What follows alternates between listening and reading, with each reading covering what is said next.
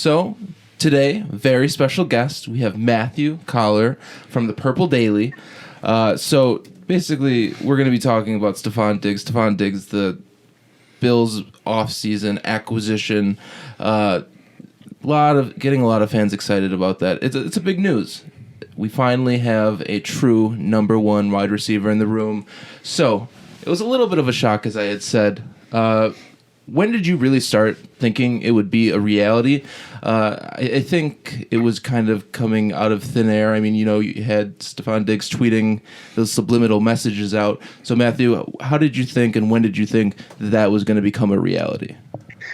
Yeah, from our perspective in Minnesota, there had been way too much smoke to not be fire for a very long time. I think even going back to training camp in 2019, before the 2019 season, and even before that, there was a mysterious picture that ended up on Instagram of Diggs in another jersey with his brother commenting on it. And also he didn't show up for a couple of the OTAs and didn't really have an explanation for it. And we knew that he was very frustrated at the end of the 2018 season with the way that things fell apart and they missed the playoffs. And then the change in offensive philosophy of going from a pass-first team under John DeFilippo in 2018 to more of a run-first team last year. So we had that sense. And there were a couple of even situations where he blew up in training camp that I haven't really seen that from him before, not to the level that it was last year. So we have been discussing it for some time. And then where we knew that the situation was serious with Diggs and his happiness in Minnesota was after week 4, they scored only 6 points in Chicago and really had pathetic offensive showing. And he did not come to practice for the next 2 days after that, and they fined him $200,000 for doing so. And so at that point, even though things got back on track, he had a tremendous season. There was no fall off in his play. There was no throwing things on the sideline that I can recall. Maybe there were a couple times where he took his helmet off and barked at somebody, but that's not unusual in the NFL. So we thought, maybe the storm has passed a little bit. But then, like you mentioned, his tweets and scrubbing the Instagram of everything Vikings, you got the sense that, no, everything was not resolved. And I felt that way even being out in Santa Clara when the Vikings lost to San Francisco, and Diggs was the last guy out of the locker room, the last guy to talk. And just looking at his face, you could tell the high level of frustration. And that goes along with also a lot of the players that they've been competing and been a Super Bowl caliber type of team over the last few years. A lot of those players are now gone, too. Everson Griffin announced that he's not coming back. Xavier Rhodes is gone. Trey Waynes is gone. It's possible they could still trade Anthony Harris. So it's a very different even roster from what it was before. And with him finally being traded, it didn't shock me by the time that it happened. I guess you just wonder where along the way it could have been salvaged, because he is, as you mentioned, a number one caliber wide receiver, and he's proven that over years that not only can he do it, but he can do it consistently year in and year out, regardless of even who his quarterback is. Yeah, and, you guys kind of hit the nail on the head there with regardless who the quarterback is. He's gone through a handful of quarterbacks over the last, 6 years he's been, or 5 years, excuse me. I mean, he's gone through, Case Keenum, even Kirk Cousins. I mean, it's interesting because, he has a pretty decent wide receiver on the other side of the ball, on the other side of the, the field with Adam Thielen. Are the Vikings... they still have a great wide receiver with Thielen, but is it a huge drop-off when Diggs isn't on the field compared to when it's just Thielen or Thielen and Diggs? Is he that much better for the whole offense? Does Diggs make Thielen a better wide receiver? Well, they definitely make each other better. There's no doubt about that. But you're thinking about raising the level of play of a journeyman quarterback like Case Keenum from a guy who in Los Angeles and in Houston they quickly moved on from, and he was basically becoming a Ryan Fitzpatrick type where you only play him if you're drafting someone else, and he's sort of that branch here. And then he goes 13-3 with Stefon Diggs and Adam Thielen. So that kind of tells you the level that they could play at. And This year, we really saw Stefon Diggs have to be that number one wide receiver when Adam Thielen got hurt and missed something like 7 or 8 weeks, and they had no fall off in their passing game, and Stefon Diggs emerged, and at least 2 games he won by himself. Their game against Philadelphia, where Kirk Cousins went something like 22 for 29 with 300 yards and 4 touchdowns. That was mostly throwing deep to Diggs. And then their comeback from down 20-0 in the second half against the Denver Broncos. Again, that was a dominant performance in the second half of that game by Stefon Diggs. And after he had a sideline meltdown, if I recall, where he was really upset with the offensive performance, but then, as he always does, put his money where his mouth is in the second half. And neither of those games were with Adam Thielen suited up. And in the past, when Thielen has not had Diggs, it's been a much tougher go. And that's not to say that Thielen is not a very good wide receiver, because he's got Pro Bowl appearances and he's got great numbers that he's put up. But I think Diggs' ability to play anywhere on the field, get open off the line of scrimmage against any cornerback in the NFL. I mean, he has lit up Darius Slay, who's considered one of the best in the NFL. He's lit him up on multiple occasions where you say, wow, I mean, that's just a guy dominating. And even someone like Marshawn Lattimore has not been able to track him one-on-one. And I think that tells you the caliber of receiver that he is, and one of the reasons that he's in Buffalo. I mean, those two get along really, really well, Adam Thielen and Stefon Diggs. But it's almost like how Kyrie Irving wanted to go to the Boston Celtics to be away from LeBron and have his own team. Adam Thielen is the Minnesota kid. He's gotten more accolades and more attention because of it, I think, than Stefon Diggs, and he's been splitting his receptions and hasn't been able to put his full talents on display to be that number one wide receiver. And I think he wanted an opportunity to do that. Yeah, and as you mentioned earlier, I hate to go backwards a little bit, but you had mentioned that last offseason he had kind of had you thought that he might have been out of the woods a little bit with the whole situation of how he was feeling and everything.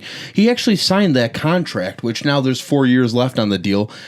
It was more of a team-friendly deal, if I could say so myself. Do you think he'll be looking for another deal sometime soon, or do you think that's a deal that maybe in the situational, he kind of understands that he has to stick with that now, and he's going to have to ride it out for a couple of years until he earns another one? So if I were in his shoes, I'd be thinking, go to the new team and catch 110 passes and completely dominate, and then ask for the new contract. Because right now, I mean, yes, he had a very, very good season, and they threw the 3rd fewest passes in the NFL. So when people look at his catch numbers and say, well, John Brown had more receptions than Stefon Diggs. Well, I implore you to look at the yards per reception, for one, because he was averaging almost 20 yards per catch. But also to look at one of the reasons he was frustrated, which is that the Vikings weren't throwing the ball enough. And I think his biggest belief was, I can win you football games if you throw me the ball. And even in San Francisco, where their offense struggled so much, he caught the opening touchdown. I think it was something like a 41-yard touchdown pass. He makes an incredible play. And then they target him maybe 4 times the rest of the entire game. I mean, if you're him, you hear people call guys like him divas and things like that, although, I'm not sure how diva-like behavior it is just to tweet something that's cryptic or whatever. I don't know. I guess I haven't decided how diva that is.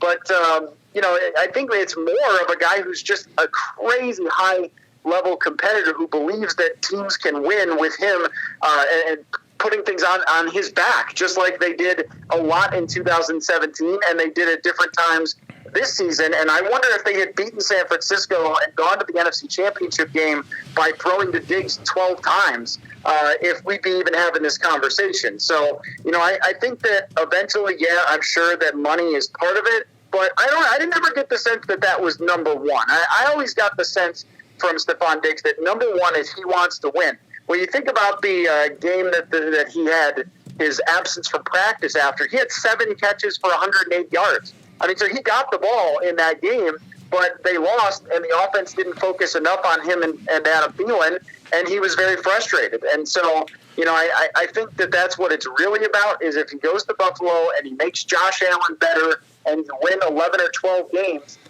and throw to him 100 times because he's going to drive that success, I think you're going to have a happy player. That doesn't mean he's still not going to want more money eventually, but, there are other things, too, that are going to change in the NFL 17-game season and more playoff games and stuff. that could all factor into a potential contract extension. But if I'm listing reasons that he's a Buffalo Bill and not a Minnesota Viking, money is not at the top of that list. That's good to know. Totally, yeah. And kind of going back on what you were saying as well, you were talking about kind of the off-the-field things. You were saying that he's been kind of vocal. He's been saying, hey, let me win you games.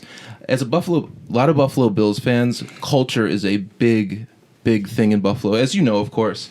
So how would you classify his sideline intensity? Do you think it's good, bad? Do you think he's a complainer, or do you think he's just wanting to win football games?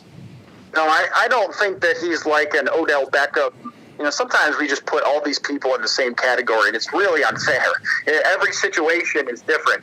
And a lot of times when he's gone off on the sideline, it's either A, help them, and I would say that in the playoff game. He went off on the sideline in the playoff game, and then NFL Films later put out the audio, and he was in Kirk Cousins' face telling him to trust himself and trust his reads. So, you look at it, the slow motion on camera of someone yelling on the sideline. You go, oh, he's having a meltdown. He's freaking out. And what's he really saying? He's really trying to pump up his quarterback and telling him to believe in himself. So, and I never felt, this was another thing that comes up, I never felt that his relationship with Kirk Cousins was the reason he's not here. Maybe they're not quite the same type of guy in terms of burning hot and being the competitor that you want on the final drive or something like that. I want Stefon Diggs. I'm not so sure about Kirk Cousins, but I never got the idea that was why he wanted out, was because he couldn't get along with people. I talked to a former teammate of his, who said that along with Randy Moss and Anquan Bolton, he was his favorite receivers he's ever played with. And part of it is because he's a guy who's super engaged with the game. He is highly competitive. He's pushing people all the time. And there was no culture issue with Stefon Diggs. There was headbutting between him and the coaching staff in terms of what their philosophy was and how to win, and probably ultimately became a pain in the backside for the general manager because of cryptic tweets and things like that. But in terms of his teammates and how they viewed him, they view him as a star. They view him as a guy that is driving their success on the field, not somebody who's taking away attention. And I've never looked at him as somebody who was an attention begging receiver or something like that, like someone like Terrell Owens or Odell Beckham. So I think this is a very different situation, and teammates are going to find that he's pushing them all the time. And I was just telling somebody the other day from Buffalo that, if we have a training camp, you're going to want to watch Stefon Diggs in training camp because of the way he competes. He pushes everyone to be better. And I would say, too, look at the success that quarterbacks have had working with him. Boy, if he's causing problems inside of the locker room, the Minnesota Vikings have certainly done a lot of winning with him causing those problems. And again, I don't believe that he actually ever did. No, absolutely. And that fiery intensity is something that, Josh Allen himself kind of brings to the game. He's a gamer. He likes to rise to the occasion. I hope that doesn't, evolve into like a screaming match between the two, either passionate or complaining, whatever. There's just, you hope that they can kind of gel together. And like you said, he gelled with Case Keenum, and I'm not saying that Josh Allen's light years ahead of Case Keenum, but, you make a guy look that good, like Case Keenum did, and then, you can kind of move the needle a little bit on how it works. But Stefon Diggs himself, we all know he's a great player. He, like you said, he's one of the top playmakers, in the NFC North at the time, and now the whole league in general. What do you think sets him apart from the other top receivers in just like creating space? Is it grabbing contested catches? Is there anything in particular that really makes him different? Well, I think it's definitely those things. It starts with getting off the line of scrimmage. He can't be stopped at the line of scrimmage because of his incredible attention to detail and his explosiveness. This is a guy who was a 5-star recruit coming out of high school. And then at Maryland, he had his moments, but really didn't have a great situation there either. In terms of quarterbacks, so he didn't put up the huge numbers. But if you go back and watch his highlight film, you see it. Like he is somebody who has an incredible quick twitch that they talk about in football all the time, off of the line of scrimmage, and then just a toolbox. He has so many different ways he can get off the line of scrimmage. He's so detailed and obsessed with learning the ins and outs of the game, one of the more intelligent players that I've been around. So he's going to study every element of everything that a corner is going to do to him on Sunday if he's on the outside and find ways to get open. And then his route tree is so vast that whatever your quarterback does well, you can just adapt that to Stefon Diggs. And if you look at his usage throughout his career, it really tells the story. In 2016, he's a slot receiver. In 2017, he's an outside receiver. And then in 2018, he's getting a lot of short, quick passes because their offensive line was awful. And then last year, he's in Kubiak's offense going deep, and he succeeds in all of it. Whether you're looking at the quarterback rating when throwing his way or his PFF grades or whatever, he's always up toward the top of the list no matter how he's used. And that's because his route tree is so versatile. And he's a guy that I've heard from other people in the league, other wide receivers, that when they sit down and try to get better, they watch tape of Stefon Diggs in terms of his route running. And somebody in the league told me that they felt like he was, in terms of route running and contested catches, on the same level as Antonio Brown. And the efficiency would point to that in terms of how successful you are when you throw to him. It's just the total targets are not on the same level because he had Adam Thielen on the other side. And they won a lot of football games with that model. And, so it's not like, it was a failure or something, the way that they had the offense set up. But there's reasons why he's a very intelligent player and he knows all of these things that I just laid out. So there's reasons why he would believe that he could put up those other numbers and get the attention and get the Pro Bowls and get a new contract and win a lot of football games by having himself be the main guy. And I think with Josh Allen, what the Bills really have to do is they have to decide what he's most accurate at throwing. Like, is it intermediate? Is it short? It's definitely not deep, at least at this point, in terms of his accuracy. But what is he best at executing? And then have Stefon Diggs adapt, because he's one of the few receivers that can adapt to just about anything. Yeah, no, and totally agree. And it was very strange to see Josh Allen in year one. He was throwing the deep ball very successfully, and then in year two kind of took a step back from that and started focusing on his intermediate game with kind of neglecting that long ball. So having Stefon Diggs there, hopefully with maybe a shortened offseason, kind of getting that chemistry right is going to be very important. And going on, again, what you were saying as well about how he gets off the ball, his route tree. For some reason, when I watch Stefon Diggs play, I kind of get like a little flashback of Stevie Johnson. I mean, every Bills fan is certainly familiar with him. But let me ask you this as well, and this will be the last question for you. Do you think the Buffalo Bills wide receivers are better, I guess you can say, for lack of a better term, than the ones that he has in Minnesota? I mean, we brought in Cole Beasley, of course, John Brown, two high productive wide receivers last year, only getting better with the addition to Stefon Diggs. So what kind of thoughts do you have with that? Well, for a while here, it's just been really Diggs and Thielen, and the number three has been a rotating cast. Laquan Treadwell was a bust draft pick. They had Jarius Wright a few years ago, who was kind of a guy they'd find on third down. Last year, a seventh-round pick, B.C. Johnson, developed into a pretty darn good player when he filled in for Adam Thielen. But they've never really had those extra weapons. It's usually been their tight end, Kyle Rudolph, and then to some extent last year, Irv Smith. But I think what you have there is two guys who know their role and are specifically good at certain things. Brown's a good deep receiver, and Cole Beasley's a good underneath receiver, a good slot guy, and both of those guys know how to get open. But at the same time, if you're going to feature Stefon Diggs way more, then I think those guys are going to be okay with it, right? That there's not going to be headbutting of, Stefon Diggs got 12 targets and I only got 3 or 4, because that's kind of the history of John Brown and Cole Beasley being much more of that type of guy. And if you could play 3 wide receivers all the time, 11 personnel, I mean, I think that becomes very difficult for opponents who are going to have to give John Brown one-on-ones and have to give Cole Beasley favorable matchups against nickel corners in the slot, because they can't pay extra attention to either one of those two guys, because they will be trying to double Stefon Diggs. They will be trying to roll their coverage his way. And that's what teams have done in the past with Diggs here, especially when Thielen was out. It didn't really matter. He still caught a lot of passes, but I think it helps everybody else around him. And, the evidence is clear when you look at Adam Thielen, who, again, is a Pro Bowl receiver and deserves all the accolades he gets, but he has certainly been helped out through his career by having someone who drew so much attention in Stefon Diggs, and I think it'll help everybody else on that Bills offense. And the comparison you made to Stevie Johnson, the one thing that they have in common is that they have a shiftiness that is just very difficult for top cornerbacks, but I would say that Stefon Diggs is a much better receiver. And I like Stevie Johnson, but a much, much better technical receiver on a completely different level from Stevie Johnson. Stefon Diggs is the best receiver you've had there since Andre Reed. Oh, and I don't think we're disputing that in any capacity. We are certainly, of course, very lucky to have Stefon Diggs.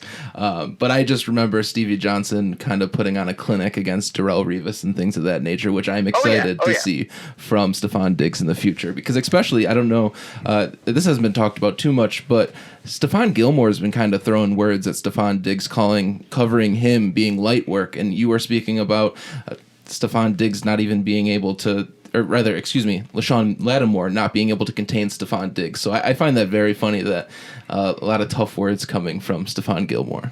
Well, and I like Stefon Gilmore a lot, too. I think he's a great player. And those matchups are going to be pretty fun, although it depends on how, competitive the Patriots even are. But that's the thing, right, is that if you have to dedicate Stefon Gilmore to Stefon Diggs, which, by the way, can't tell you how many times I messed up the spellings after I moved from Buffalo to Minnesota with the different spellings of Stephon. But if you have those two going up against each other, that means that Stefon Gilmore is not covering John Brown, and it means he's not covering Cole Beasley, and that's a huge advantage just on its own, because now the number 2 and nickel corners are going to have to match up with those guys, and those guys are good wide receivers, and you can see the trickle-down effect of having someone that's this good at taking away or I guess drawing the attention of a defense, that you're talking about all sorts of one-on-one matchups. And if you're Brown or Beasley, just win your one-on-ones and you're going to be open quite a bit. And so what it does for you in Buffalo is it really puts pressure on Josh Allen. This is your season, especially with the situation in New England if they don't get Cam Newton or something crazy. But if you can't succeed with these receivers and an offensive line that's been built up pretty good, then you're just not a good quarterback. Absolutely. You just can't win. I mean, if Case Keenum can win 13 games with this guy, then you should be able to do it too if you're Josh Allen. And I think it's actually really good for the front office to be able to know whether they have a quarterback there or not. Absolutely. This is the third year for Josh. It's the prove it year. You took a step forward. You got to take a leap now. And, chips are on the table. They spent their first round pick on a stud 26-year-old. This is the move. And I honestly think that with everything going on, the way the draft's going to play out virtually or however they plan to fix that, I think you couldn't have done something better than trade your first round pick this year for a sure thing like Stefon Diggs. Definitely. Yeah, no, I think it's the Bills are in the rare position to do it because they have built up every other part of that roster, and that sort of speaks to the no excuses for Josh Allen. And you have a great defensive mind in Sean McDermott, who the times that I saw the Bills play last year, I was very, very impressed with his defensive play calling and defensive design and his savvy and the talent that's on that side of the ball, obviously led by Trey White. So, you've put everything into this roster, and now you have a star player to go along with it on offense you can really lean on. If you can't go 11-5 or 12-4 and improve on last year, then it's going to be on the quarterback's shoulders. So it'll be interesting to see because it is obviously a downgrade in quarterback play from Kirk Cousins. But you mentioned the one thing that could even that out, and something that Case Keenum had that Kirk Cousins really didn't, is sort of a baller mentality.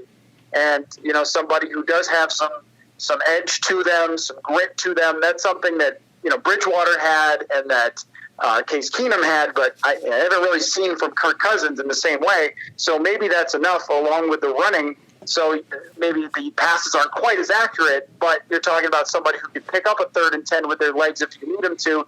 And I think that's number one at the top of the list for what Stefon Diggs wants is – of course, the catches, and he wants to be at the center of success. But I think it starts with winning. And so if Josh Allen does that, I think him and Stefon Diggs are going to get along just fine.